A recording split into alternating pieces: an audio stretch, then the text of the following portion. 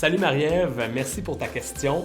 Donc, la mise en conserve, c'est vraiment une méthode qui est très utilisée par l'industrie et qui est du coup même très tendance à la maison.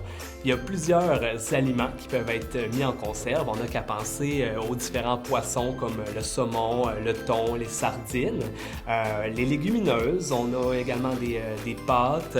Du côté des fruits, on retrouve des fruits coupés en morceaux, de la salade de fruits et on a incontestablement les légumes.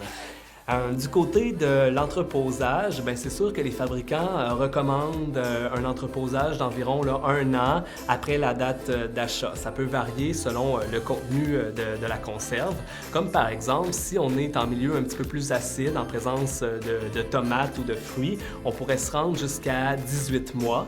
Et pour les légumes, on pourrait les entreposer pour une période variant de 2 à 5 ans, donc ce qui est quand même très long. Un autre fait à noter, c'est que la mention « meilleur avant » n'est pas nécessairement obligatoire sur les produits en conserve comme elle l'est sur les produits périssables, comme le fromage par exemple ou la viande. Alors, ce que ça fait, c'est qu'on va plutôt retrouver une série de chiffres qui sont très utiles pour le fabricant, un petit peu moins pour le consommateur. Si on veut plus de détails sur une conserve, on peut simplement appeler le fabricant et énumérer la série de chiffres et il va nous donner toute l'information en lien avec la fabrication de notre conserve.